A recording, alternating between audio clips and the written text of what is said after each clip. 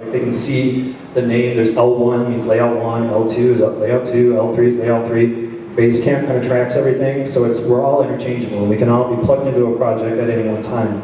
And with these processes in place, that can happen. And some other companies, I'm sure that's not as smooth of a transition. And the last lesson we learned is have fun. And we really do try to do that. We encourage everybody at the studio to have a good time. It's a pretty laid-back atmosphere. We're pretty casual. We encourage growth for our designers, so every project that comes in, every designer has a chance to work on it. It's sort of like a competition in a way. If we have a new website for our company, every designer has the opportunity to design that website. And if they get picked, then they get to work on that website if their design gets picked. So in that way, no one gets pigeonholed into doing one job or a boring job or doesn't get a chance at the new job. What we try to do is make sure everybody has room for growth. And then we also like to have fun with our clients. And I think that's why people like working with us, honestly. Because if you look at what we do, graphic design, it's not rocket science. We're building websites, we're building print pieces, we're building logos. There's a lot of companies in town that can do that. I think one of the reasons we've persevered and we've done well is that people really like working with us. It's casual, it's fun, it's not a chore. We're designing, we're doing a website or we're doing a logo. This should not be an unpleasant process. This should be the most fun part of your job. And we try to make it that way for everybody. And I love going to work every day. We have our offices in Royal Oak now. So I walk across the street to work. And we've kind of had that trade-off where we had our business here in Detroit for 7 years, from 2000 to 2007. And the quality of life's increased a little bit because I can walk across the street. But coming back to Detroit every time, I always miss it down here. And I wouldn't be surprised if we're back down here when our lease runs out next year. We were just down talking to the Southeastern Michigan Cultural Alliance over in the FD Lofts building. And there's some really cool stuff happening. Signal Return, the coffee shops, all the new stuff in Eastern Market. It's really exciting to see everything that's happening, and I think we want to get back down here and be a part of that excitement. So, go ahead. I think that's about all I had to say, and it's about my half hour, so I'm sure there might be some questions, but I'd like to thank you all for having me here today, and hope that was beneficial, educational, all that stuff.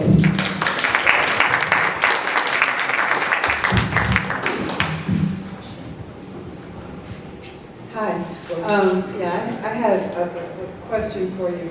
Actually, my business is not brand new, but I've just been back in Detroit for about 5 years. So I started a business here, and I discovered that Detroit is kind of a who-you-know type of place, and if you don't know the right people, you don't get any business.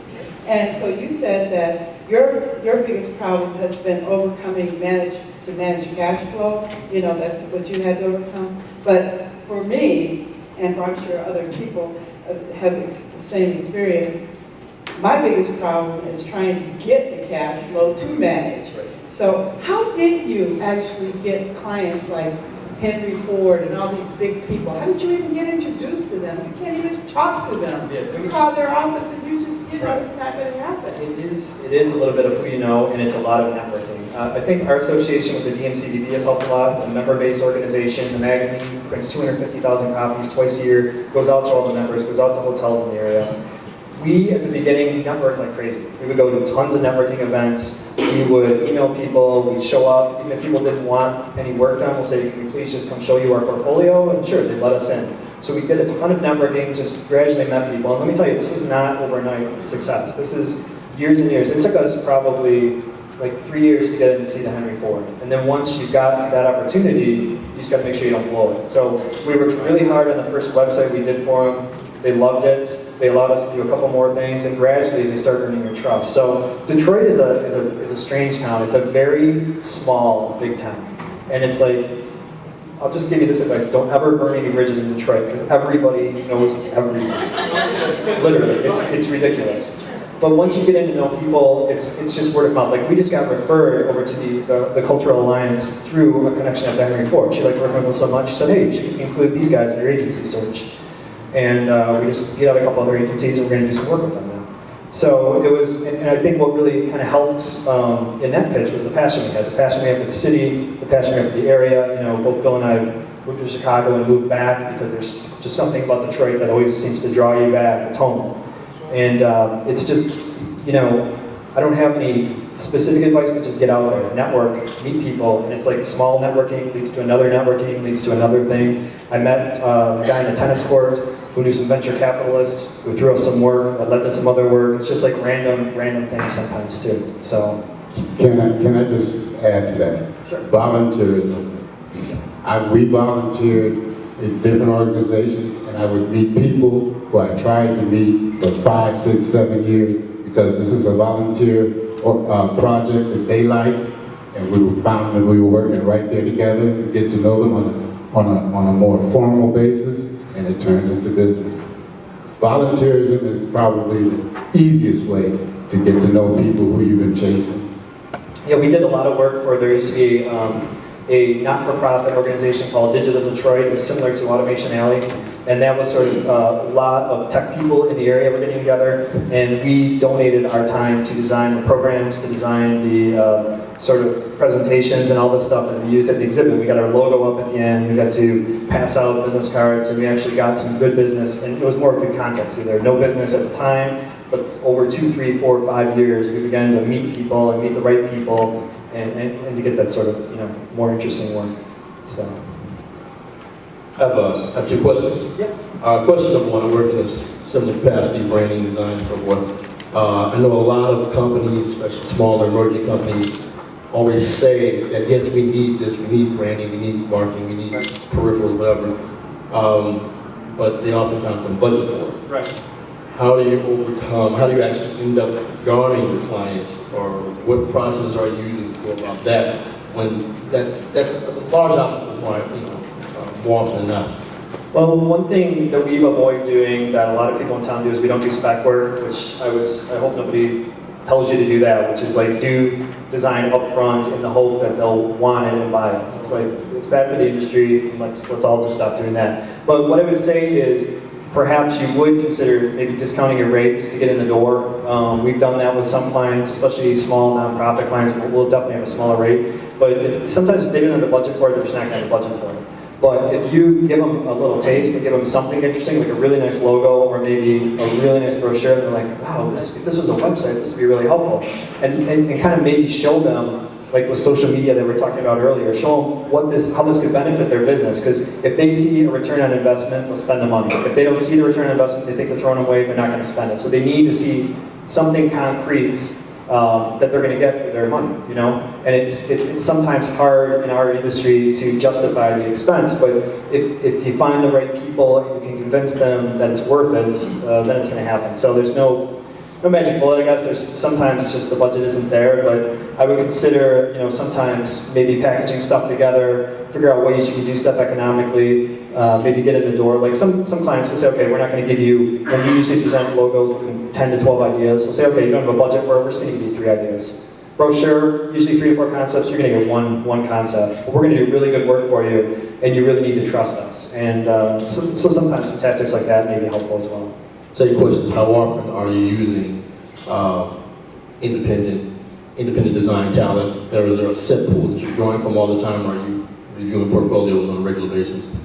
Really, most of the stuff we outsource is programming and writing. We don't use a ton of freelance design. I'd rather spend the hours in the office. I'd rather spend 60 hours in the office myself, knowing I get it done. Maybe it's a little bit of a control freak that way, and we all are, I'm sure you are too. Every artist is. But I get resumes all the time, and that my connection at CCS has helped. Where I've taught a couple classes down there, so we know there. I also know Danielle O'Bear here. Danielle's a professor here at Wayne State who kind of recommends her students as well. So we have lots of resumes coming through and lots of portfolios, and we'll keep the good ones on file in case projects do come up and we're going to need them. So.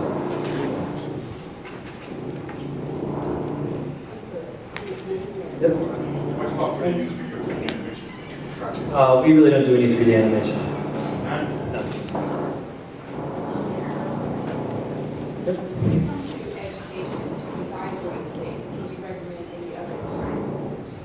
CCS is a pretty good design school. I think the work that Doug Kaiser has done over there, the program he brought from Eastern, is probably one of the best, if not in the area, in the country. I would say CCS and CalArts are probably 2 of the best schools in the country for graphic design. in terms of the kind of projects they do and how they prepare people. I was pretty impressed. I've been to a couple EIGA portfolio reviews of students' work, and I was pretty impressed with some of the work coming out of Grand Valley State.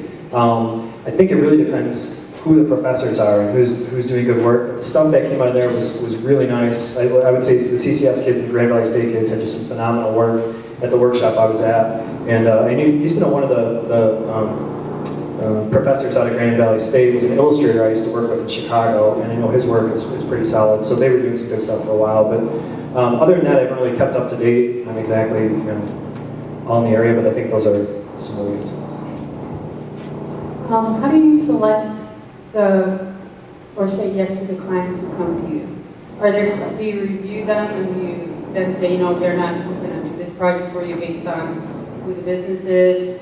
What's your criteria? Yeah, criteria now with, we're pretty busy, and so what we do is we figure out, I let my salesman do my budgeting now, and he usually estimates a little higher than I do. And so really it's can they afford us?